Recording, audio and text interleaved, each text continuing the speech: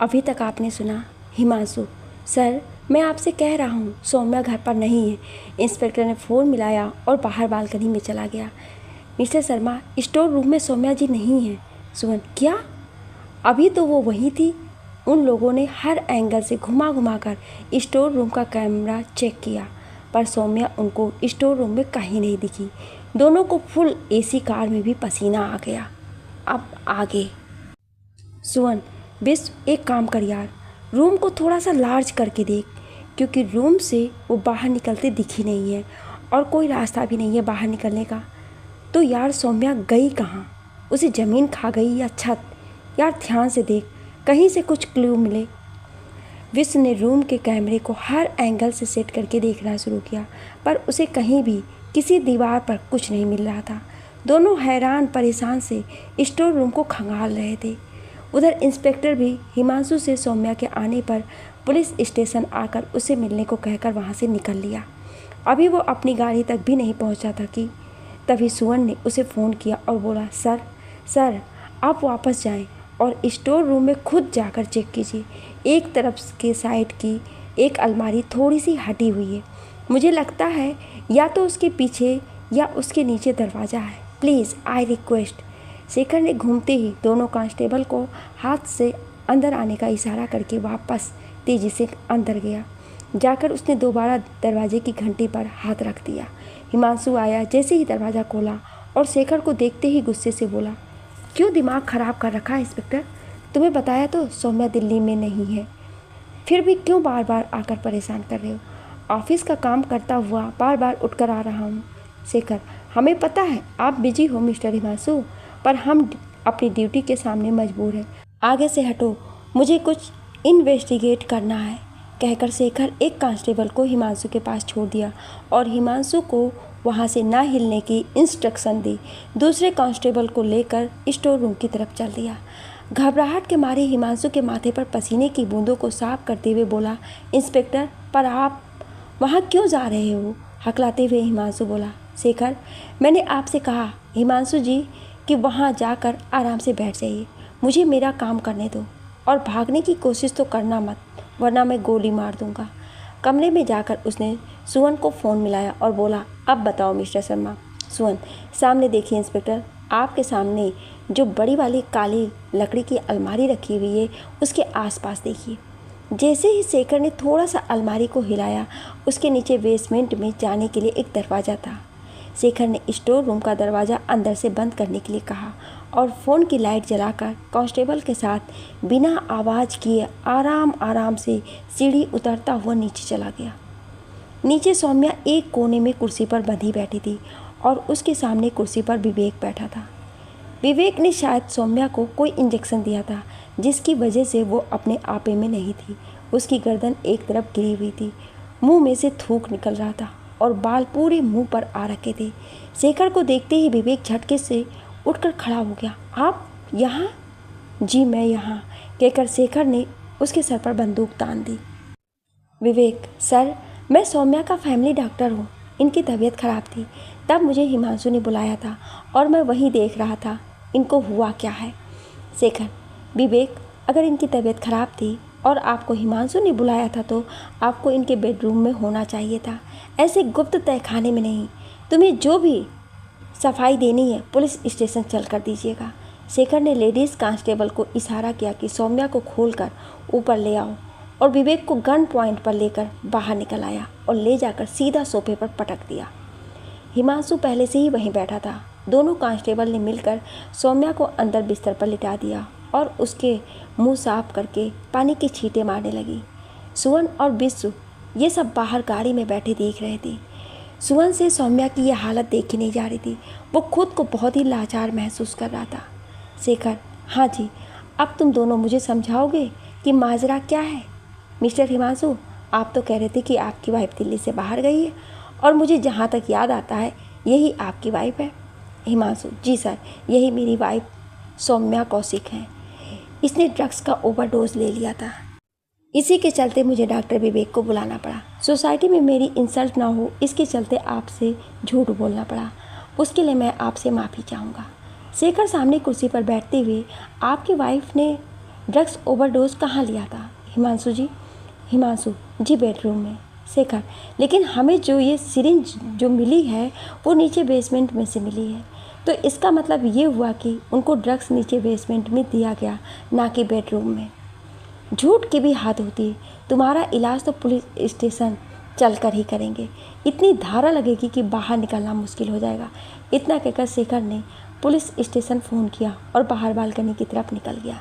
इससे पहले कि वो वहाँ कुछ रिपोर्ट कर पाता, डॉक्टर विवेक ने पीछे से एक गमला उठाकर उसके सर पर दे मारा। शेखर एक चीख के साथ वहीं गिर गया। ये सब कुछ विश और सुमन लगातार देख रहे थे। उसके बेहोश होते ही हिमांशु और डॉक्टर विवेक वहाँ से भाग गए।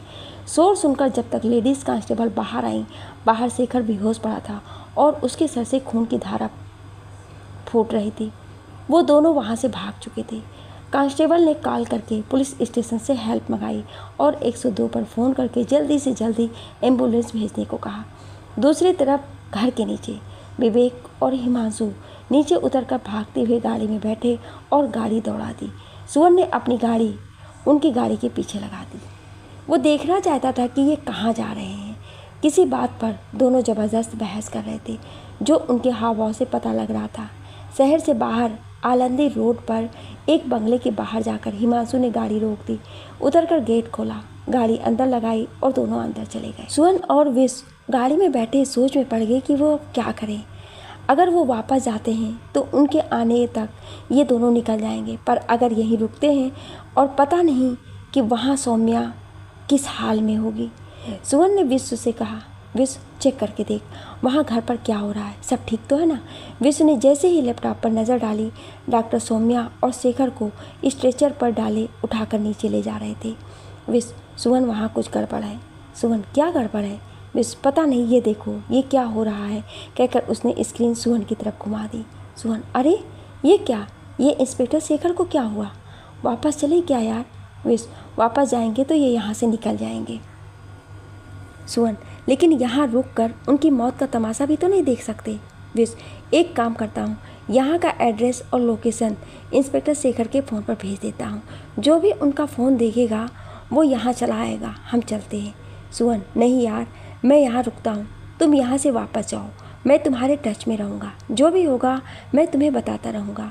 तुम जाकर पुलिस फोर्स को इन्फॉर्म करो, उनके आते ही मैं यहाँ से निकल जाऊँगा और वहाँ तुम्हारे पास आ जाऊँगा। विश्व सुवन को अकेला छोड़ने के लिए रेडी नहीं हुआ। पूरा दिन बीत गया, ना तो वो लोग बाहर निकले, ना ही किसी ने शेखर को फ़ोन चेक किया। लास्ट में सुवन ने शेखर के फ़ोन पर फ़ोन किया, जो कमिश्नर ने उठाया। सुवन बोला, सर मैं सुवन प्रताप शर्मा बात कर रहा हूँ। हमने हमलावरों का पीछा करके उनकी लोकेशन इंस्पेक्टर शेखर के फ़ोन पर भेजी हुई है, आप प्लीज़ चेक कीजिए, यहाँ किसी को भेजिए, वे लोग अभी भी वहीं अंदर हैं, वहाँ से बाहर नहीं निकले हैं, हम वहीं बाहर खड़े हैं। कमिश्नर, आप वहीं रुके, हम आ रहे हैं। कमिश्नर खुद ही 4 लोगों को लेकर वहाँ पहुँचा और अंदर जाकर हर कमरा चेक किया और वहाँ कोई भी नहीं था, पूरा घर खाली था। सुवन, ऐसे कैसे हो सकता है कमिश्नर साहब, हम तो यहाँ से 1 मिनट के लिए हटे भी नहीं हैं। ये देखिए उनकी गाड़ी बाहर खड़ी है, हमारे सामने वो दोनों अंदर गए और बाहर आए नहीं। विश्व, पर सुवन तुम्हारे सामने पूरे घर में वो कहीं भी नहीं है, या तो कोई ऐसा दरवाज़ा है जिससे वो निकल गए। कमिश्नर, कोई बात नहीं, कब तक भागेंगे, कभी तो पकड़ में आएंगे ही, तुम दोनों हमारे साथ ही चलो। वो दोनों सोचते सोचते गाड़ी में चले गए। जैसे ही हॉस्पिटल पहुँचे, रितिका और गौरव उनको बाहर ही मिल गए। गौरव से सौम्या का हाल पूछकर आईसीयू की तरफ बढ़े। वहां जाते ही अंदर देखकर उन दोनों के होश उड़ गए। आईसीयू के दोनों बेड में से एक पर शेखर लेटा था, दूसरे पर सौम्या। डॉक्टर के बाहर आते ही सुवन ने शेखर का हाल पूछा तो डॉक्टर ने बताया कि पीछे से उनके सिर बुरी तरह से फट गया है और करीब 25 टाँके आए हैं। अभी एनेस्थीसिया दिया गया है, कल सुबह तक होश आ जाएगा। और सौम्या डॉक्टर? सुवन ने अपनी घबराहट छुपाते हुए पूछा। डॉक्टर, उसका हम 24 घंटे से पहले कुछ नहीं कह सकते हैं, उसे बहुत ज़्यादा मात्रा में ड्रग्स दिया गया है और वो भी सीधा एल्बो वेन से, जिस कारण वो सीधा दिमाग में जा चुका है। अब उनकी होश में आने के बाद ही पता चल पाएगी कि वो कितनी स्टेबल है। डोंट वरी, कहकर डॉक्टर चला गया। सुवन वहीं बेंच पर बैठ गया और सोचने लगा कि ईश्वर मुझसे क्या चाहता है। जितनी कोशिश करता हूँ सौम्या को कोई भी तकलीफ़ ना हो, उसे उतनी ही ज़्यादा तकलीफ़ हो रही है। अभी वो अपने ही ख्यालों में खोया अपने से ही बात कर रहा था, तभी रवि का फ़ोन बज उठा। सुवन, हाँ रवि, क्या हुआ, इस वक्त क्यों फ़ोन किया? रवि, सर अभी कुछ देर पहले ही विवेक की बहन बहुत तेज़ी में घर आई है। शायद वो यहाँ से निकलने वाली है, क्योंकि उसके चेहरे की घबराहट उसके दिल का हाल बता रही थी। सुवन, रवि तुम वहीं रुको और उसकी हर मूवमेंट पर नज़र रखो, हम पहुँचते हैं, कहकर सुवन विश्व के साथ कमिश्नर के पास गया और उसे सब कुछ बताकर उनको अपने साथ चलने को कहा। कमिश्नर, वेट मिस्टर शर्मा, मैं पुलिस स्टेशन से कुछ लोगों को वहीं पहुंचने को कह दूं। पुलिस स्टेशन में ऑर्डर करके वो तीनों सीधा डॉक्टर विवेक के घर जा धमके। जैसे ही बेल बजाई उनके नौकर ने डोर खोला। पुलिस को देखते ही उसकी सिट्टी पिट्टी गुम हो गई। नौकर, जी साहब। कमिश्नर, डॉक्टर विवेक कहाँ है? नौकर, सर जी मुझे उनका नहीं पता, दीदी को पता होगा। सुवन, और तुम्हारी दीदी कहाँ है? तो उसने बिना बोले हाथ से ऊपर की तरफ इशारा किया। सब ऊपर पहुंचे तो विवेक की बहन अपना ब्रीफकेस पैक कर रही थी। पुलिस को देखते ही घबरा गई। जैसे ही सुवन और विवेक उनके पीछे अंदर गए, उनको एक साथ देख उसके प्राण सूख गए। सुवन और विश्व को उससे उनको पहले बैंक में देखा हुआ था। उनको देखते ही बोली, आप दोनों यहाँ? विश्व, जी हम यहाँ, और हम भी तुमसे यही पूछना चाह रहे हैं कि तुम यहाँ क्या कर रही हो मरियम? तुम तो हिमांशु के साथ सिंगापुर जा रही थी। मरियम, जी मैं जा रही हूँ, ये मेरा घर है और मैं अपना कुछ ज़रूरी सामान लेने आई थी। विश, मरियम ये तुम्हारा घर कैसे हुआ? ये तो डॉक्टर विवेक का घर है। मरियम, विवेक का नाम सुनते ही मरियम के चेहरे की हवाइयाँ उड़ गई। हकलाती हुई बोली, कौन विवेक? मैं किसी विवेक को नहीं जानती। विश, बाहर गेट पर जो तख्ती लगी है वो तो डॉक्टर विवेक के नाम की है। तो तुम क्या उसके घर में चोरी करने आई थी? मरियम को कुछ नहीं सूझा और धम से वहीं सोफे पर बैठ गई और अपने आस्तीन से माथे पर आया पसीना साफ करने लगी। कमिश्नर बहुत देर तक उनकी बातें सुनता रहा तो बोला, मोहतरमा अब आप सच्चाई खुद बताओगी या फिर मैं दूसरे तरीके से बुलवाऊँ? इसके बाद मरियम के पास बोलने के लिए कुछ नहीं बचा था। वो वहीं सोफे पर बैठ गई और दोनों हाथों में अपना मुंह छुपाकर रोने लगी। कमिश्नर गुस्से से, अब ये ड्रामा बंद करो, हम रोज़ ही ये सब देखते हैं, सीधे पॉइंट की बात पर आ जाओ। डॉक्टर विवेक कहाँ है? तुम उसके घर में क्या कर रही हो? मरियम, मुझे नहीं पता विवेक कहाँ है और मैं उसके घर में हूँ क्योंकि मैं उनके रिश्तेदार हूँ। आज रात मेरी बेंगलुरु की फ़्लाइट है, इसलिए मैंने अपना सामान पैक करना था, तभी मैं इतनी जल्दी में यहाँ आई। और तुम्हारा बेटा कहाँ है मरियम? तुम उसको अपने साथ लेकर नहीं आई? विश्व ने गुस्से में पूछा। मरियम, बेटा? मेरा कोई बेटा नहीं है, मैं तो उसे लेकर कहाँ से आती? अभी तो मेरी शादी भी नहीं हुई है। सुवन, फिर झूठ मरियम, कभी तो सच बोल लो। इतना कहते ही सुवन ने रवि को फ़ोन किया और अंदर आने के लिए कहा। रवि ने आते ही कमिश्नर को सलाम किया। सुवन के कहते ही रवि ने इन्वेलॉप में से सारी फ़ोटोग्राफ निकाल कर कमिश्नर के सामने रख दी। फ़ोटोग्राफ देखते ही कमिश्नर दांत पीसते हुए फ़ोटो मरियम के सामने फेंकते हुए बोले, इनको देखो और फिर कहो क्या कहना है इसके बाद।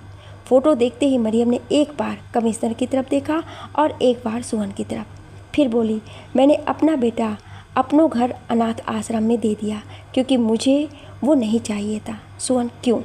मरियम, क्योंकि वो मुझे पसंद नहीं है, ना ही मेरा था। वो हिमांशु की जिद थी कि उसे बच्चा चाहिए, ज़बरदस्ती करके उसने वो बच्चा पैदा किया। अब वो हमेशा बच्चे को ढूंढता रहेगा। कमिश्नर, और इस वक्त वो दोनों कहाँ हैं? जल्दी बोलो। तुम उन दोनों को कभी नहीं पकड़ पाओगे कमिश्नर, क्योंकि जब तक तुम्हें उनके ठिकाने का पता चलेगा वो दोनों इंडिया छोड़ चुके होंगे, कहकर मरियम ज़ोर ज़ोर से हंसने लगी। कमिश्नर के साथ आई लेडी पुलिस इंस्पेक्टर ने रख कर उसके मुंह पर जोरदार तमाचा दिया और हथकड़ी लगा दी। लेडी इंस्पेक्टर, तुम तो क्या, तुम्हारे फरिश्ते भी मुंह खोलेंगे और मेरे सामने जब मेरा 3rd डिग्री देखोगी। चलो ले चलो इसे। कांस्टेबल की तरफ उसे धक्का मारते हुए लेकर चल दी। इंस्पेक्टर ध्यान रहे इसकी गिरफ्तारी की खबर बाहर ना जाने पाए। कमिश्नर ने उसे जाते में रोक कर चिताया। इंस्पेक्टर जी सर कहकर जोर से कमिश्नर को सैल्यूट करके निकल गई। साथ में आए दूसरे इंस्पेक्टर से कमिश्नर ने पूरे घर की तलाशी लेने को कहा। रवि भी उनकी मदद में साथ लग गया। मरियम के बैग से उन दोनों के पासपोर्ट और ज़रूरी डॉक्यूमेंट जब्त कर लिए गए। उसका फ़ोन भी इनके कब्ज़े में था, पर वो लॉक था। ये तो लॉक है, इसका तो लॉक खुलवाना पड़ेगा। एक्सपर्ट के पास भेजते हैं। फ़ोन घुमा घुमा कर देखते हुए कमिश्नर बोले। रवि, सर, क्या मैं एक बार इसे देख सकता हूँ? कमिश्नर ने उसकी तरफ देखते हुए फ़ोन उसकी तरफ बढ़ा दिया। रवि ने उसे लैपटॉप के साथ कनेक्ट किया और सेटिंग देखकर चेंज करता रहा। करीब 25 मिनट की मेहनत के बाद फ़ोन का लॉक खुल गया। रवि, ये लीजिए सर, ये खुल गया। कमिश्नर, गुड जॉब, तुम बंदे बहुत काम के हो रवि। बढ़िया यही रहेगा कि तुम्हें अपने डिटेक्टिव का काम छोड़कर पुलिस में काम करो। सैलरी भी अच्छी मिलेगी और नाम भी होगा। रवि हंसते हुए, ज़रूर, आपकी बात पर ध्यान दूंगा। फिलहाल चलिए फ़ोन खोलते हैं, कहकर वो कमिश्नर के साथ फ़ोन चेक करने लगा। जैसे ही कमिश्नर ने दोनों के व्हाट्सएप चेक किए, उसने उनके पासपोर्ट की फ़ोटो व्हाट्सएप पर भेज रखी थी। कमिश्नर ने देखते ही उसे डिलीट फॉर ऑल किया। उसके बाद अपने हेड ऑफिस में फ़ोन करके वो दोनों के नंबर ट्रेस पर लगा दिए, जिससे उनकी लोकेशन मिल सके। घर में सर्च करके और केस से रिलेटेड जो सामान भी उनको मिला, उसे लेकर कमिश्नर अपनी टीम के साथ बाहर निकल गए। बाहर आते ही सुवन कमिश्नर से बोला, सर, मैं हॉस्पिटल जा रहा हूँ, आप चाहें तो अपने ऑफिस के काम कर लीजिए। जैसे ही इंस्पेक्टर शेखर को होश आता है, मैं आपको इन्फॉर्म कर दूंगा। Commissioner, okay mister Sharma, thanks a lot, कहकर वो ऑफिस को निकल गए। सुवन, रवि, तुम पता करो कि सही में मरियम ने अपना बेटा अपनों घर ऑर्फन हाउस में दिया है या फिर उसका कुछ और कर दिया है। जी सर, मैं देख कर बताता हूँ, कहकर रवि चला गया।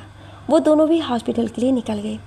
वहाँ जाते ही विश्व सुवन से बोला, सुवन यार, पहले चाय पी लेते हैं, फिर ऊपर चल के आईसीयू के बाहर बैठेंगे। सुवन, हाँ, तू चाय वहीं लेकर आ जा, मैं ऊपर चलता हूँ, बहुत देर हो गई है वहाँ से हटे हुए, पता नहीं वहाँ क्या हो रहा होगा, कहकर वो आईसीयू की तरफ बढ़ गया।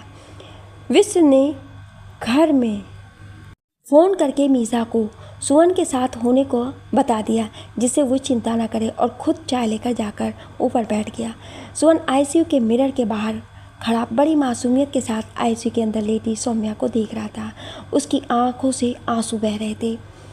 विश्व ने उसके कंधे पर हाथ रखा और बोला, चिंता मत कर, सब ठीक होगा, चल चाय पी ले। दोनों बैठकर चाय पीने लगे। तभी सिस्टर ने आकर बताया, इंस्पेक्टर, शेखर को होश आ गया है। जल्दी चाय ख़त्म करके दोनों अंदर शेखर से मिलने गए। पर ये क्या, शेखर उनको पहचान ही नहीं रहा था। उन्होंने बहुत बार कोशिश की जिससे शेखर उन्हें पहचान ले।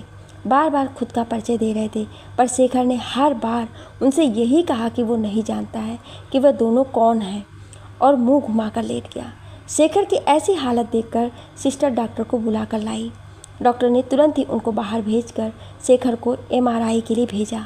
वहाँ की रिपोर्ट देखकर डॉक्टर भी सन्न रह गए। आपस में वहीं खड़े खुसुर फुसुर करते रहे, पर उनको ये समझ नहीं आ रहा था कि वो बाहर खड़े कमिश्नर को क्या जवाब दें। कमिश्नर ने डॉक्टर की टीम को बेचैन देखा तो पास जाकर खुद ही पूछ ही लिया, क्या हुआ डॉक्टर, कुछ हमें भी तो बताओ, या सब कुछ खुद ही डिस्कस कर लेंगे। डॉक्टर, सर, आप मेरे साथ मेरे केबिन में चलिए। वहाँ जाकर उनको बैठने की तरफ इशारा करके डॉक्टर ने अपने पीछे रखे खोपड़ी का ढांचा उठा लिया और पेन से सबको समझाने लगे। डॉक्टर, एक्चुअली सर, मनुष्यों में मस्तिष्क तंत्रिका तंत्र का नियंत्रक बिंदु है। ये सिर की खोपड़ी के अंदर इस जगह पर स्थित होता है और खोपड़ी के हड्डीदार संरचना के कारण सुरक्षित रहता है, जिसे क्रेनियम कहा जाता है। मस्तिष्क को 3 झिल्लियाँ घेरे रहती हैं, जिसे मेनिंग्स कहते हैं, और ये मस्तिष्क की रक्षा करती है। मानव मस्तिष्क को 3 भागों, अगला भाग, बीच का भाग और पिछला भाग में बांटा गया है। आगे का हिस्सा मेमोरीज को संभालने का काम करता है। बीच के हिस्से में लिक्विड भरा होता है जो दिमाग को किसी भी शौक से बचाता है, और पीछे का हिस्सा हमारी बैकबोन और उसकी नसों को मैसेज देने का काम करता है। अब शेखर के साथ हुआ क्या है वो मैं आपको समझाता हूँ। शेखर के सर के इस हिस्से में चोट लगने से इसकी हड्डियाँ टूटकर आगे वाले हिस्से में चली गई, जिस कारण इनका दिमाग थोड़ा सा घायल हो गया है। इस दिमाग की क्षति कहते हैं।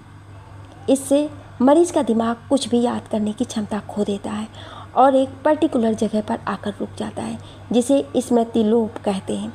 अब चूँकि इंस्पेक्टर शेखर के दिमाग का हिस्सा थोड़ा सा चोटिला हुआ है, तो इनकी याददाश्त नहीं गई, बल्कि ये अपनी आज की लाइफ से 10 साल पीछे अपने कॉलेज स्टूडेंट की लाइफ में जा चुके हैं। जो लोग इंस्पेक्टर शेखर के साथ कॉलेज में थे, ये सिर्फ उन्हीं को पहचानेंगे। उसके बाद इनकी ज़िंदगी में क्या क्या हुआ ये उसे भूल चुका है।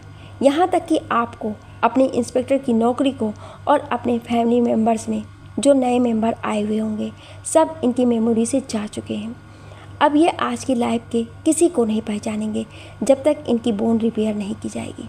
कमिश्नर, आपके कहने का मतलब क्या? अब इंस्पेक्टर शेखर हमेशा ऐसे ही रहेंगे? डॉक्टर, नहीं सर, मैंने न्यूरोलॉजिस्ट को बुलाया है, वही इस केस को ज़्यादा अच्छा समझ सकते हैं। उनके साथ डिस्कस करके कुछ इंजेक्शन और कुछ दवाओं के सेवन से हम कुछ समय में अमनेसिया जैसी समस्या को ख़त्म करके मरीज को ठीक कर सकते हैं। बस जब तक वो आकर इंस्पेक्टर शेखर की रिपोर्ट नहीं देख लेते तब तक मैं कुछ नहीं कह सकता, कहकर डॉक्टर फ़ोन करने लगा और वो तीनों उठकर डॉक्टर के केबिन से बाहर निकल आए। सुवन, सर, हम इनके फैमिली को इनकी कंडीशन के बारे में इन्फॉर्म कर देना चाहिए, क्या कहते हैं आप?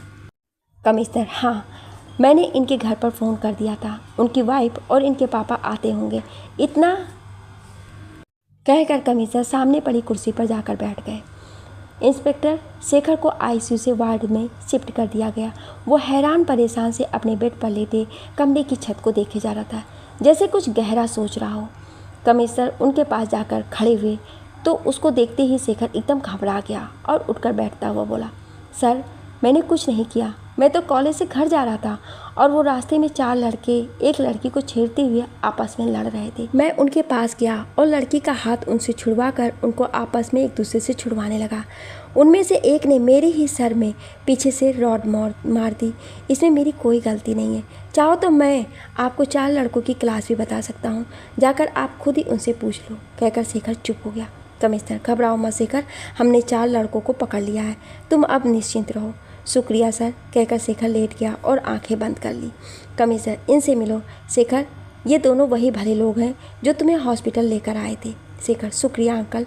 शेखर ने जैसे ही सुवन को अंकल कहा, विश मुंह दबाकर हंसने लगा और धीरे से पीछे से बोला, वाह सुवन, अंकल बहुत अच्छा साउंड कर रहा है, अब कल से मैं भी तुम्हें इसी नाम से पुकारूंगा। सुवन ने पीछे करके कोहनी उसके पेट में मारी और बोला, चुप खड़ा नहीं रह सकता, जब देखो टर टर करता रहता है। शेखर, अंकल, अभी मेरे पापा आएंगे, मैं आपको उनसे मिलवाता हूँ, आप जाना नहीं।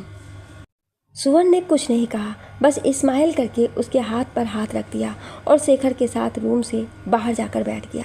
विश, यार सुवन, अच्छे भले लड़की की क्या हालत हो गई है, पता नहीं बेचारे को ठीक होने में कितना टाइम लगेगा। मुझे इसके परिवार वालों के ऊपर तरस आ रहा है कि क्या हाल होगा जब इसे ऐसे देखेंगे। सुवन, हाँ यार, सही कह रहा है तू। इतने में कमिश्नर भी शेखर के रूम से बाहर आ गया और उन दोनों से बोला, मैं अब बाद में आता हूँ, शेखर का स्टेटमेंट तो मैं ले नहीं सकता, तो आपके पास जो वीडियो क्लिप है, फ़ोटोज़ हैं, वो मुझे दे देना, देखता हूँ उससे जो हो पाए। विश, जी सर, मैं अभी आपके फ़ोन पर सेंड करता हूँ, कहकर विश ने रिकॉर्डिंग डाउनलोड पर लगा दी। इंस्पेक्टर शेखर की तो ये हालत है, पता नहीं सर सौम्या होश में आने के बाद किस तरह से रिएक्ट करेगी। सुवन ने आईसीयू के दरवाजे की तरफ देखते हुए कमिश्नर से कहा, कमिश्नर, हम भी उसी का इंतज़ार कर रहे हैं मिस्टर शर्मा। ये कहकर वो शेखर के रूम में चले गए। इंस्पेक्टर शेखर के घर से सब आ चुके थे और उसकी हालत देखकर सब बहुत परेशान हो रहे थे। उसकी पत्नी रोमा का रो रो कर बुरा हाल था, क्योंकि शेखर उसे भी नहीं पहचान रहा था। विश और सुवन अंदर गए और उनसे जाकर बोले, आप परेशान मत होइए, शेखर जल्दी ठीक हो जाएगा। Yes, he is absolutely right, कहते हुए डॉक्टर न्यूरोसर्जन के साथ अंदर आए और शेखर के पापा देशराज से बोले, इनसे मिलिए, ये इंडिया के जाने माने न्यूरोसर्जन मिस्टर देशमुख हैं और ये इंस्पेक्टर शेखर की रिपोर्ट देखकर आपसे बात करने आए हैं। जी सर, कहिए, देशराज ने डॉक्टरों से कहा। डॉक्टर देशमुख, मिस्टर देशराज, मैंने शेखर की सारी रिपोर्ट और एमआरआई देखी है। उसमें एक पॉइंट क्लिक हो रहा है कि इनके बाहरी दिमाग की एक छोटी सी बोन टूटकर इनके आगे वाले दिमाग के भाग में घुस गई है, जिसे हम एक छोटा सा ऑपरेशन करके उसकी जगह पर वापस लॉकेट कर सकते हैं। थोड़ा दवाई और इंजेक्शन के साथ इनका दिमाग दोबारा से अपनी जगह पर आकर पहले जैसे काम करना शुरू कर देगा। देशराज, सर, मैं आपसे एक बात पूछना चाहूँगा, इस सारे प्रोसेस के अंदर कितने % रिकवरी के चांसेस हैं? डॉक्टर 70% हम रख कर चल रहे हैं क्योंकि मेनिंग्स ज़्यादा डैमेज नहीं हुआ है। सो श्योर कि ये रिकवरी बहुत जल्दी करेंगे। अगर आप मुझे परमिशन दे तो मैं एज सुन एज इनकी सर्जरी प्लान करना चाहूँगा जिससे आपको रिकवरी रिजल्ट जल्दी मिले। देशराज सर प्लीज़ आप खर्चा भी बता दीजिए ताकि मैं अरेंज कर सकूँ। प्लीज़ अंकल आप खर्चे की चिंता मत कीजिए, जितना भी शेखर के इलाज के ऊपर लगेगा वो मैं लगाऊंगा। इंस्पेक्टर शेखर ठीक होने चाहिए कहकर सुवन ने डॉक्टर शेखर के पापा के कंधे पर हाथ रखा। देशराज बेटा मैं तुम्हें नहीं जानता पर ज़रूर तुम्हारे साथ मेरा कोई पिछले जन्म का नाता होगा। सुवन मैं पिछले और अगले जन्म का यकीन नहीं करता, बस इस जन्म में मैं रिश्ते बनाने में यकीन रखता हूँ और मेरा मानना है शेखर मेरे छोटे भाई जैसा है, इसलिए इसके इलाज की आप चिंता मत कीजिए। बस मेरे एक अपने के लिए दुआ कीजिए और डॉक्टर आप अपना बेस्ट कीजिए, बाकी सब आप मुझ पर छोड़ दीजिए। सुवन ने विश्व की तरफ देखा। विश्व उसको आंखों ही आंखों में हेड ऑफ कह रहा था। इतना कहकर सुवन बाहर निकल आया। शेखर के पापा हाथ उठाए भीगी पलकों से उसको आशीष देते रहे। बाहर आकर सुवन ने एक नज़र आईसीयू के शीशे से ही सौम्या को देखा जो बिल्कुल शांत सो रही थी और उसके सामने लगी चेयर पर बैठ गया।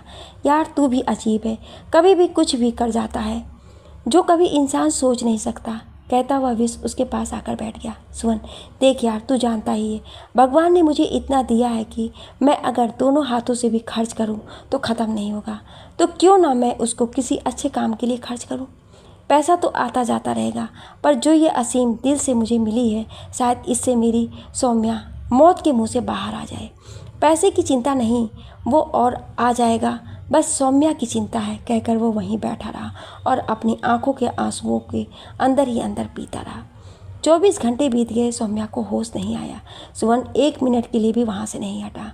दूसरा दिन भी बीत गया। अब धीरे धीरे बेचैनी बढ़ने लगी क्योंकि डॉक्टर ने 48 घंटे का समय दिया था पर सौम्या अभी भी गहरी नींद में सो रही थी। डॉक्टर उसे इंजेक्शन पर इंजेक्शन ड्रिप में दिए जा रहे थे पर किसी भी दवाई को सौम्या अडेप्ट नहीं कर पा रही थी। डॉक्टर परेशान होकर सुवन और विश्व के साथ डॉक्टर देशमुख के पास पहुंचे और सौम्या की रिपोर्ट दिखाकर बोले, सर ये देखिए ये सौम्या कौशिक की रिपोर्ट है। आज 3 दिन हो गए हैं उसे सारी दवाइयाँ देते हुए पर उसकी बॉडी किसी भी दवाई से रिएक्शन नहीं कर रही है। डॉक्टर देशमुख बहुत ध्यान से रिपोर्ट पढ़ रहा था। उसने सारी रिपोर्ट और एमआरआई की रिपोर्ट देखकर जो उसने खुलासा किया उसके बाद सुवन और विश्व के पैरों के नीचे से ज़मीन निकल गई। सुवन वहीं टेबल पर सर रखकर बैठ गया। उसकी आंखों में टेबल को चलता फिरता दरिया बना दिया। डॉक्टर देशमुख को भी समझ नहीं आ रहा था कि सुवन से क्या कहकर उसे हिम्मत दे। विश्व उसके साथ साथ रोते हुए उसे चुप करा रहा था। डॉक्टर देशमुख ने एमआरआई की रिपोर्ट देखते हुए सुवन, विश्व और डॉक्टर से कहा, इन रिपोर्टों के अनुसार सौम्या की सांसें चल रही है, उसका दिमाग चल रहा है, परंतु उसके दिमाग ने उसके शरीर का साथ छोड़ दिया है। मैं समझा नहीं डॉक्टर देशमुख, आप प्लीज़ क्लियर बताएंगे कि आप कहना क्या चाहते हैं। सुवन ने डॉक्टर से पूछा। डॉक्टर देशमुख जी ज़रूर मिस्टर सुवन, ड्रग्स के ओवरडोज का सौम्या के दिमाग पर बहुत ज़्यादा असर हुआ है जिस कारण उसका दिमाग एक गहरी नींद में सो चुका है जिसे हम कोमा कंडीशन कहते हैं। इसके अनुसार उसका दिमाग सो तो रहा है, ना वो कुछ हरकत करेगा ना वो रिप्लाई करेगा, बस उसका दिल धड़कता रहेगा। तो क्या वो सारी ज़िंदगी ऐसे ही रहेगी? विश्व ने आश्चर्य से पूछा। डॉक्टर देशमुख नहीं, ऐसा कुछ नहीं है, उसका दिमाग एक प्यारी लंबी नींद में सोया है। वो आपको सुन सकता है, आपकी बातों को महसूस कर सकता है पर रिएक्शन नहीं कर सकता। हाँ एक बात और, जिस दिन उसने रिएक्शन शुरू कर दिया उस दिन वो खुद ब खुद जागने की कोशिश करने लगेगा। हम उसी दिन का इंतज़ार करेंगे मिस्टर सुवन, बस आप हिम्मत रखिए और कुछ भी करके उसके लिए दिमाग को जगाने का प्रयास कीजिए क्योंकि मैं जानता हूँ ये सिर्फ तुम ही कर सकते हो, तुम्हारे सिवा किसी में भी इतनी सहनशीलता नहीं है, कहकर डॉक्टर देशमुख ने सारी रिपोर्ट्स उनके सामने रख दी। डॉक्टर देशमुख ने अपनी टीम के डॉक्टर को इंस्पेक्टर शेखर की सर्जरी के लिए अगला दिन दे दिया। सुवन डॉक्टर के केबिन से बाहर निकला। उसे ऐसा लग रहा था जैसे उसके पैरों के साथ किसी ने बहुत बड़े बड़े भारी पत्थर बांध दिए हों। उसके पैर उठ नहीं रहे थे। वो बहुत कोशिश करके एक एक कदम आईसीयू की तरफ बढ़ा रहा था। विश्व उसकी हालत समझ रहा था पर इस टाइम पर उसे झूठी तसल्ली भी नहीं दे सकता था। जैसे तैसे करके सुवन आईसीयू के अंदर गया और सौम्या के पास कुर्सी पर बैठ गया और उसे हाथ पर हाथ रखते हुए बोला, सौम्या, मैं तुम्हें खुद से दूर किसी कीमत पर नहीं जाने दूंगा।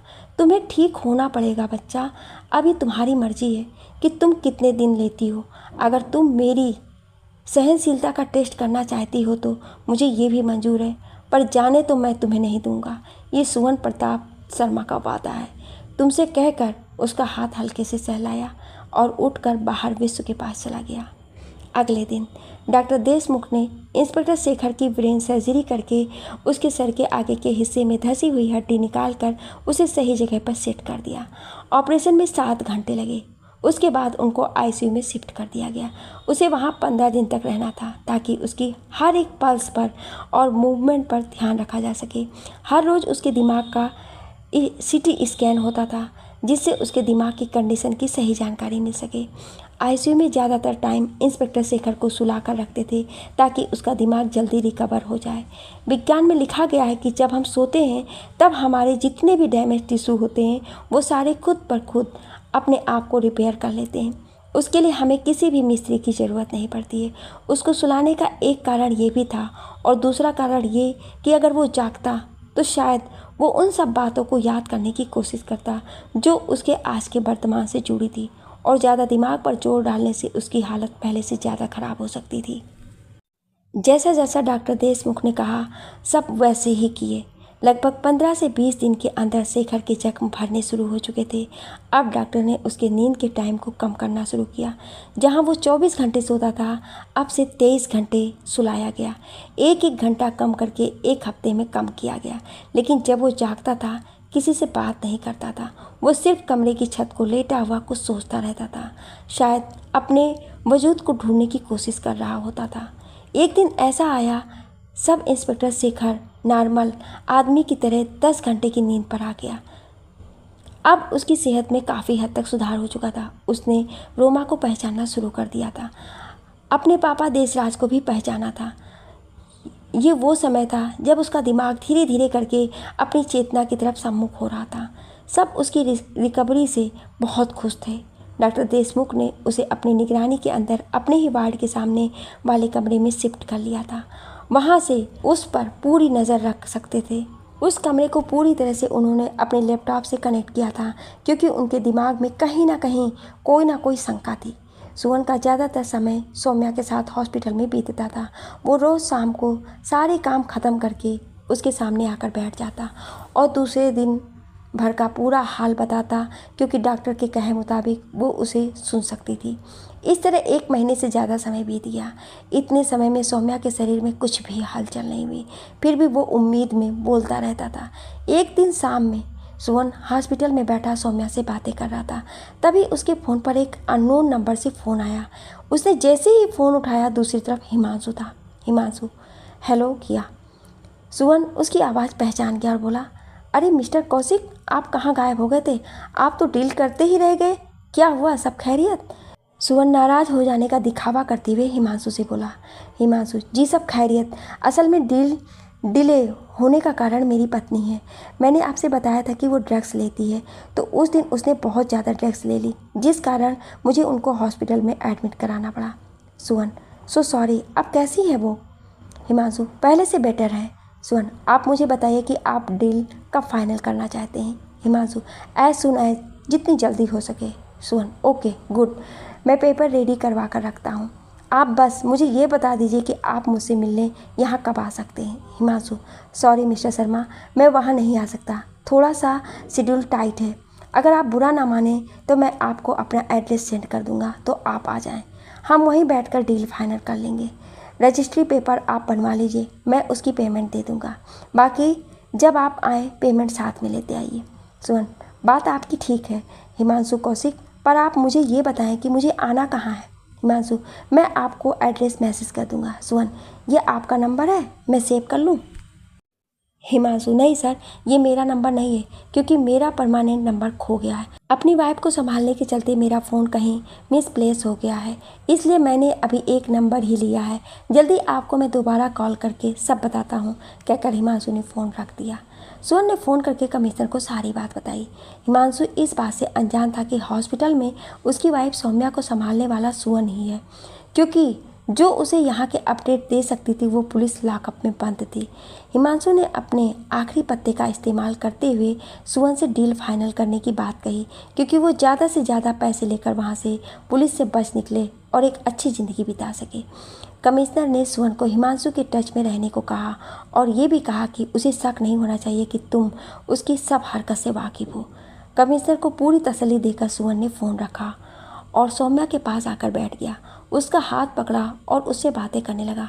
बातों बातों में जैसे ही उसने तच और अनु का नाम लिया, उसके सामने एक दृश्य था जिसकी सुवन ने कल्पना भी नहीं की थी। उसकी आंखें आश्चर्य से खुल गईं।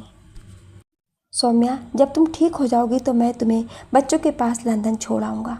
वहाँ तुम अनु और तच का ध्यान रखना और अपनी ज़िंदगी उनके साथ गुजारना। उन्होंने तुम्हें और तुमने उसे काफ़ी मिस किया है, पर अब और नहीं। अब तुम लोग सब साथ में रहना। सुवन सौम्या का हाथ पकड़े उसके मुंह की तरफ देखे बोले जा रहा था। तभी उसका ध्यान साइड पर चल रहे मॉनिटर की तरफ गया, जहाँ पर सौम्या के दिल की धड़कन बहुत तेज़ी से ऊपर नीचे कर रही थी, जो आज से पहले हल्की हल्की फंक्शन भी चलती है। शायद आज वो कुछ कहना चाह रही थी। सुवन सौम्या के चेहरे के दोनों तरफ अपने दोनों हाथ देते हुए बोला, सौम्या, मैं जानता हूँ तुम मुझे सुन सकती हो। प्लीज़ वापस आ जाओ यार, बहुत मुश्किल है तुमको इस हाल में देखना। सौम्या की बंद आंखों की कोरों से 2 बूंदें आंसुओं की बहकर उसके कान के पास से नीचे तकिए पर जा गिरी। सुवन ने फ़ोन करके डॉक्टर देशमुख को बुलाया। देशमुख ने आते ही उसे चेक किया और बोला, सुवन, तुम कर सकते हो। मुझे नहीं पता किस बात से, लेकिन आज सौम्या के दिल ने हल्का सा अपना प्रेजेंट दिखाई है। ये धीरे धीरे करके शायद अपनी जगह पर आ जाएगा। कीप इट अप कहकर डॉक्टर चले गए। सुवन खुद में मंथन करने बैठ गया कि मैंने ऐसा क्या कहा था कि सौम्या का दिमाग हलचल पर उतारू हो गया। बहुत देर सोचने के बाद भी उसे उस बात की वो तार कहीं नहीं मिली जिसकी वजह से सौम्या के दिमाग में झनकार हुई थी। रात हो गई थी, सो उसने अपना फ़ोन उठाया और सौम्या के रूम से बाहर निकलकर घर चला गया। घर पहुंचते ही माँ सामने ही बैठी थी। उसे देखते ही बोली, बेटा आजकल कहाँ रहता है? सारा दिन तेरा अता पता ही नहीं चलता। माँ यहीं तो हूँ, मैं कहाँ जाऊँगा? सुवन ने जवाब दिया। माँ, जब से अवंतिका गई है तूने तो घर आना ही छोड़ दिया है। ना तू यहाँ आता है, ना दिखता है, ना ही कभी इसका कुछ पता है। उसे तो कम से कम घर ले आ। सुवन, कहाँ से ले आऊँ माँ? उसे तो तुम्हारी बहू जाते हुए अपने भाई को गोद दे गई थी। अब तो कोर्ट में लड़ रहा हूँ इसी उम्मीद पर कि कभी तो वापस मेरा बेटा मुझे मिलेगा। कहकर सुवन माँ की गोद में सर रखकर लेट गया। उसकी आंखों से आंसू बह रहे थे और माँ बार बार अपने हाथ में अपना आंचल दबाए उनको साफ कर रही थी और बोले जा रही थी, मत रो बेटा, कविश हमारा है, आज नहीं तो कल वो हमारे पास ही आएगा, बस सही वक्त आने दे। उनकी बातें सुनकर उसे बहुत सुकून सा मिल रहा था। तभी उसे ध्यान आया कि जब तक वो तच और अनु की बात कर रहा था उसी समय मॉनिटर पर सौम्या की हार्ट बीट अचानक से बढ़ी थी।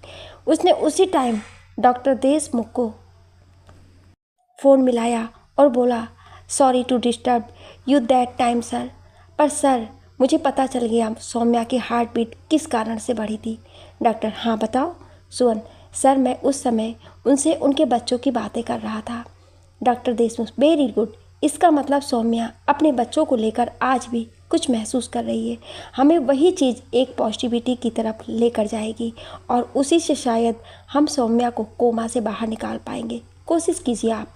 सुवन, लेकिन सर मुझे उसके बच्चों का पता नहीं है कहाँ है। डॉक्टर देशमुख, आप ढूंढने का प्रयास कीजिए, ढूंढने से तो भगवान भी मिल जाते हैं, हमें भी कहीं ना कहीं से कुछ तो मिलेगा, क्योंकि जितनी जल्दी उनके बच्चे मिलेंगे उतनी ही जल्दी सौम्या का कोमा से बाहर आने का चांस भी ज़्यादा है। सुवन, ठीक है सर, मैं कोशिश करता हूँ, कहकर सुवन ने फ़ोन रख दिया। माँ, किससे बात कर रहा था? सुवन, कौन बीमार है? सुवन, माँ मेरा एक बहुत ही ख़ास दोस्त है, वो हॉस्पिटल में कोमा में है। उसके बाहर आने के सिम्टम तो अब दिख रहे हैं, पर उम्मीद कहीं से नहीं दिख रही है, समझ नहीं आ रहा है। माँ बेटा तू हिम्मत मत हार, मैं कान्हा जी से प्रार्थना करूँगी जितनी जल्दी हो सके तेरा वो दोस्त ठीक होकर घर आ जाए। उसके बच्चों को भी उसकी ज़रूरत है। चल मैं तेरे लिए खाना लगाती हूँ, तू आ जा, कहकर उसके लिए खाना लगाने चली गई। सुवन, माँ आप क्यों परेशान हो रही हो, मैं ले लूँगा। माँ, आज बहुत दिन के बाद तू खाने के टाइम पर घर आए, तो आज तो तुझे मैं अपने हाथों से खाना खिलाऊंगी, कहकर माँ ने नौकर को खाना टेबल पर लगाने को आवाज़ दी और वो खुद भी जाकर टेबल पर बैठ गई। सुवन भी हाथ धोकर आ गया। माँ उसे बच्चों की तरह अपने हाथों से खाना खिला रही थी। खाना खाकर वो अपने रूम में चला गया और जाते जाते कॉफ़ी रूम में देने के लिए कह गया। अवंतिका के जाने के बाद उस रूम में कभी कभी जाता था। नीचे ऑफिस में बने बेडरूम में ही सो जाता था। वहां जाते ही बालकनी में जाकर सिगरेट जला ली और कुर्सी पर बैठ गया। नौकर काफ़ी लेकर आया, उसे वहीं पर इशारे से टेबल पर रखने को कहकर वैसे सर पीछे कुर्सी पर टिका लिया और सोचने लगा किस तरह से सौम्या के दोनों बच्चों का पता लगाया जाए। उसने घड़ी में टाइम देखा, 11:30 बज रहे थे। उसने राजवीर को फ़ोन मिलाया। राजवीर फ़ोन उठाते ही, नमस्ते सर। सुवन, नमस्ते राजीव, क्या प्रोग्रेस है? राजवीर, अभी तक वो दोनों यहाँ आए ही नहीं हैं। सुवन, तो तुम एक काम करो राजवीर, कल सुबह तुम मुझे अपना पासपोर्ट भेजो, मैं तुम्हारी वीज़ा के लिए अप्लाई कर रहा हूँ, तुम लंदन जा रहे हो। राजवीर, व्हाट, लंदन पर क्यों? सुवन, रिलैक्स राजवीर, क्योंकि वहाँ जाकर तुम्हें सौम्या के दोनों बच्चों का पता लगाना है कि वो किस हॉस्टल में है। राजवीर, सुवन सर, लंदन में कम से कम 125 बोर्डिंग हॉस्टल हैं और लगभग इतने ही प्राइवेट पीजी हैं जिनमें बच्चे रहते हैं। सुवन, तो तुम क्या 125 बोर्डिंग हॉस्टल में 2 बच्चों को खोज नहीं सकते? राजवीर, सर बहुत मुश्किल काम है, आप इतना आसान मत समझो। सुवन, देखो राजवीर, मैंने जितना तुम्हें अब तक दिया है उससे डबल दूंगा, घाटे का सौदा नहीं है, सोच लो। इसी बहाने लंदन का लंदन घूम लेना और मेरा काम भी कराना। अब आगे चॉइस तुम्हारी है, अगर तुम्हें लगता है तुम जा सकते हो तो कल सुबह ऑफिस आ जाना, नहीं तो किसी और को तो मैं इस काम के लिए अरेंज कर लूँगा। गुड नाइट, कहकर सुवन ने फ़ोन रख दिया। इसके बाद इसने विश्व को फ़ोन मिलाया।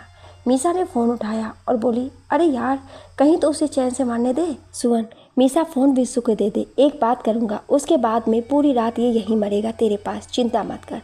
मीसा, अगर मना करूँगी तब बड़ा तुम मानोगे, मेरी जान तो तुम छोड़ोगे नहीं। सुवन, जब तुझे पता है तो चुपचाप फ़ोन दे दे, कहकर दोनों हंसने लगे। मीसा ने ले जाकर फ़ोन विश्व को दिया। विश्व, हाँ बोल, इस टाइम फ़ोन? सुवन, मैंने राजवीर से लंदन जाने के लिए कहा है। विश्व, अच्छा फिर? सुवन, फिर क्या, देखते हैं, ना नुकुर कर रहा था, सुबह तक देखते हैं क्या कहता है। आया तो ठीक, वरना कोई और ढूंढता हूँ इस काम के लिए। विश्व, ओके। सुवन, अच्छा सुन, तेरे पास रवि का कोई फ़ोन आया क्या? विश्व, घड़ी देखती हुए, आया तो नहीं है, कर लूँ क्या? सुवन, ना, अभी मत करना, वरना तेरी मीसा मुझे गोली मार देगी।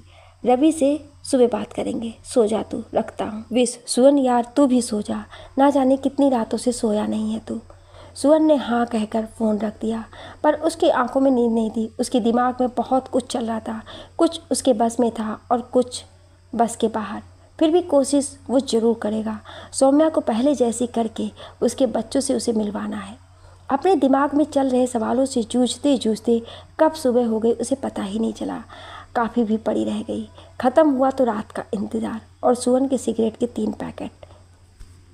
सुवन उठा, बेड के साइड टेबल पर उसकी अवंतिका और कविश की फ़ोटो रखी थी। उठाकर बेटे के चेहरे पर हाथ फेरा और नहाने चला गया। नहा धोकर नीचे पहुंचा तो माँ मंदिर में पूजा कर रही थी। माँ के पास 2 मिनट खड़े होकर भगवान जी के सामने नतमस्तक हुआ। माँ ने आरती दी। आरती लेकर माँ के पैर छुए और नाश्ते की टेबल पर की तरफ बढ़ गया। नौकर साहब, ऑफिस से विश्व सर आकर बैठे हैं, चलो एक काम करो, मेरी और विश्व की चाय नाश्ता नीचे ही लेकर आ जाना, कहकर सुवन ऑफिस में चला गया। 9 बज रहे थे। क्या बात है विश्व, तुझे रात में नींद नहीं आई जो सुबह सुबह यहाँ पहुँच गया? क्या करूँ जाने मन, तेरे थोबड़े की आदत हो गई है, दिल ही नहीं लगता मेरा तुझे देखे बिना। सुवन ने बड़ी गंभीरता से उसकी शक्ल देखी तो विश्व को हंसी आ गई। थोड़ा सा रुक कर बोला, क्या बात है सुवन, तेरा राजवीर तो पहुँचा नहीं अभी तक? कोई बात नहीं, वो नहीं आएगा, ना आए तो कोई नया हायर करेंगे, पर काम तो ये करके ही रहेंगे। इतना कहकर सुवन ने कुर्सी को घुमाया ही था कि राजवीर ने लाकर अपना पासपोर्ट उनके टेबल पर रख दिया। राजवीर, तू डर गया, कहकर विश्व हंसने लगा। राजवीर, और क्या डरूंगा नहीं क्या सर, इतनी बुरी तरह उन्होंने मुझे धमकाया था ये मैं ही जानता हूँ। अगर कोई ड्रिंक करता होता तो मैं ये समझ लेता कि वो पीकर गुस्सा हो रहा है, ये तो बिना पिए ही मुझसे नाराज़ हो गए। सुवन, चल अब सीधा सीधा पॉइंट की बात पर आ जा, तो लंदन जाएगा या नहीं जाएगा? तू भी ना सुमन, वो अपना पासपोर्ट लेकर आया है तो जाएगा ही। कहकर विश्व ने चाय का कप पकड़ा और चाय पीने लगा। नौकर ने एक कप चाय का राजवीर के आगे बढ़ा दिया। वो भी कप लेकर वहीं कुर्सी पर पसर गया। सुमन ने कप लेते ही नौकर को वहाँ से जाने का इशारा किया और बोला, देख राजवीर, मुझे नहीं पता तू वहाँ जाकर कहाँ से और कैसे शुरू करेगा। मेरे पास उन दोनों की कोई फ़ोटो नहीं है, फिर भी मैं कोशिश करता हूँ। अगर रितिका मुझे उनकी फ़ोटो अरेंज करा दे तो मैं तुझे दे दूँगा। तू 2 दिन ले या 2 हफ्ते ले, लेकिन मुझे काम किया हुआ चाहिए। जितनी जल्दी काम उतने ज़्यादा पैसे। राजवीर, सर आपकी बात ठीक है, आप मेरा वीज़ा टिकट करा देंगे, लेकिन मैं वहाँ जाकर रहूँगा कहाँ, खाऊँगा क्या? सुमन, तेरे रहने खाने पीने का सारा अरेंजमेंट वहाँ हो जाएगा।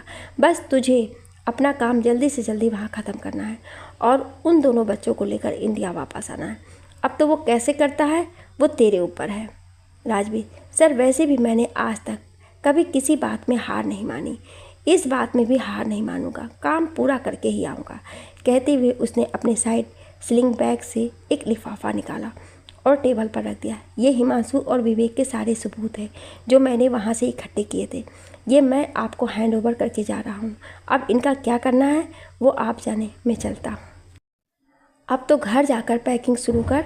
मैं इस हफ्ते के अंदर अंदर तेरा वीज़ा और टिकट का प्रबंध करके तुझे देता हूँ। तेरे पास 1 हफ्ता है तो ऐश कर, फैमिली के साथ रहकर। सुमन फ़ोटो देखने लगा और राजवीर वहाँ से चला गया। सुमन एक एक फ़ोटो देखते हुए फ़ोटो विश्व के आगे किए जा रहा था। तभी एक फ़ोटो पर जाकर विश्व की नज़र रुक गई और बहुत गौर से देखने लगा। सुमन उसकी तरफ देखते हुए, क्या हुआ तुझे, जानता है क्या इसे? विश्व, बिल्कुल जानता हूँ, आगे चल देखते हैं। जैसे जैसे आगे बढ़ते गए वैसे वैसे विश्व के सारे डाउट क्लियर होते चले गए। इससे पहले कि वो फ़ोटो के ऊपर बात करते, रवि का फ़ोन आ गया।